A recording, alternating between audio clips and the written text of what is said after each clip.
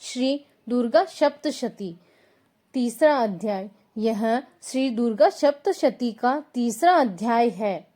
ऋषि बोले, असुर सेनापति चिक्षुर अपनी सेना का संहार होते हुए देख क्रोधित होकर जगदम्बिका से युद्ध करने के लिए गया।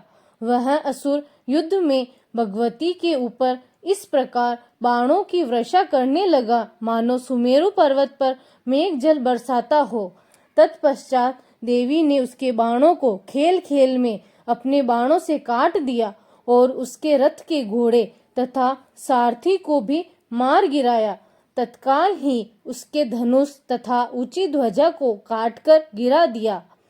धनुष के कटते ही उसके शरीर में बाणों से घाव कर दिया। धनुष, रथ, घोड़ा तथा सारथी के नष्ट हो जाने पर वह ढाल तलवार लेकर भगवती पर प्रहार करने को दौड़ा।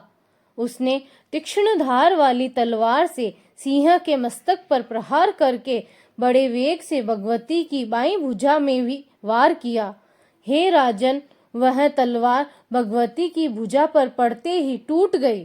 तदंतर उसने बड़े क्रोध से लाल नेत्र करके त्रिशूल उठा लिया तथा भद्रकाली देवी की तरफ उसे फेंका। वह त्रिशूल व्योम मार्ग से गिरते हुए सूर्य के समान प्रकाशमान दिखाई पड़ा।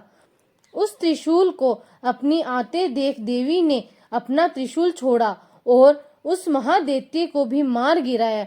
जब चिक्षुर असुर मारा गया तो देवताओं का शत्रु चामर हाथी पर बैठकर भगवती से युद्ध करने को उद्यत हुआ और उसने देवी के ऊपर शक्ति को फेंका, परंतु जगदम्बा ने उसे हुंकार से निष्प्रभाव करके पृथ्वी पर फेंक दिया। शक्ति के टूटते ही उस असुर ने क्रोधित हो अपना त्रिशूल मारा। भगवती ने उसको भी बाणों द्वारा काट दिया। तत्पश्चात भगवती का सिंह उछलकर हाथी के मस्तक पर बैठ गया और उस दैत्य के साथ बाहु युद्ध करने लगा। वे दोनों लड़ते लड़ते हाथी पर से नीचे पृथ्वी पर गिर पड़े और अत्यंत क्रोधित होकर परस्पर लड़ने लगे। फिर सिंह ने बड़े वेग से आकाश की तरफ उछलकर चामर को थप्पड़ मारकर उसका सिर शरीर से पृथक कर दिया और देवी ने उद्ग्र को शीला वक्ष आदि से मार दिया तथा दांतों और मुक्कों की मार से कराल को मार दिया। तत्पश्चात भगवती ने क्रोधित हो उद्दत दैत्य को गदा से मार दिया। भिंदीपाल ने वास्कल तथा गंधक और ताम्र को बाणों से मार दिया। तीनों नेत्रों वाली भगवती ने उग्राश्य, उग्रवीर्य और मां हनु को मार डाला। विडान का सिर तलवार से काट दिया। दूरधर और दुर्मुख को बाणों की मार से यमलोक पहुंचा दिया।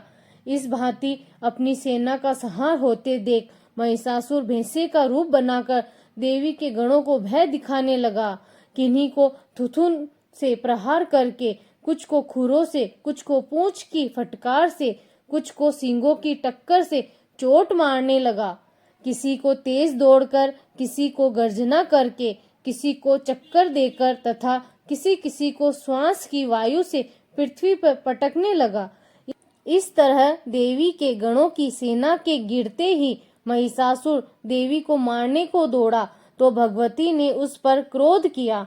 फिर वह बलवान महिषासुर भी क्रोध करता हुआ धरती को विदीर्ण करने लगा तथा ऊंचे ऊंचे पहाड़ों को सींगों से फेंकता हुआ गरजने लगा। उसके वेग से दौड़ने से पृथ्वी हिलने लगी तथा पूंछ की फटकार से सागर का जल चारों तरफ फैलने लगा।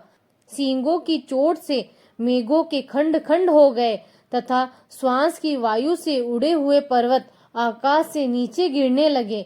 इस प्रकार क्रोध युक्त उस महिषासुर को आते हुए देख चंडिका देवी ने उसको मारने के लिए क्रोध किया और भगवती ने पास को फेंका। वह असुर उस पास में बंध गया। पास में बंधते ही उसने अपने भैंसे का रूप त्याग दिया और सिंह का रूप धारण कर लिया। जैसे ही भगवती उसका सिर काटना चाहती थी कि वैसे ही असुर तलवार लिए मनुष्य रूप में हो गया।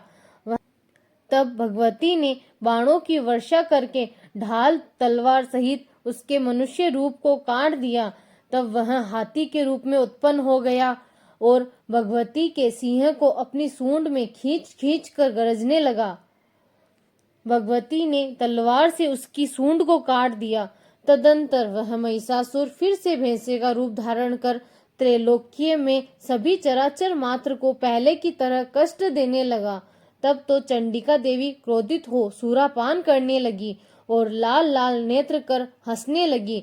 बल और वीर्य के अहंकार के कारण वह महिषासुर भयंकर गर्जना करता हुआ सींगों से चंडिका देवी की ओर पहाड़ों को फेंकने लगा। फिर देवी अपने बाणों से उन पर्वतों को चूर्ण करती हुई लड़खड़ाते वचनों से बोली, ओ मूढ़, मैं जब तक सूरापान करती हूँ तब तक तू क्षण भर के लिए गर्ज ले।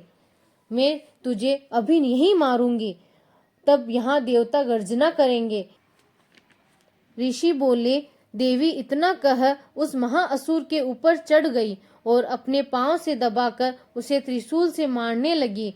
वह असुर भी देवी के पैरों से दबा हुआ अपने मुंह की ओर से आधा बाहर की ओर निकलने ही पाया था कि भगवती ने अपने बल पराक्रम से उसे रोक लिया। आधा निकला हुआ महादैत्य जब भगवती से युद्ध करने लगा तो देवी ने अपनी तलवार से उसका सिर काट दिया। तदंतर हाहाकार करती हुई दैत्यों की समस्त सेना भाग गई, जिसे देखकर समस्त देवगण बड़े प्रसन्न हुए और दिव्य महर्षियों के साथ सभी देवगण भगवती से प्रार्थना करने लगे और गंधर्व राज गाने तथा अप्सराएं नृत्य करने लगी। श्री मार्कंडेय पुराण के देवी महात्म्य में महिषासुर वध नामक तीसरा अध्याय समाप्त हुआ।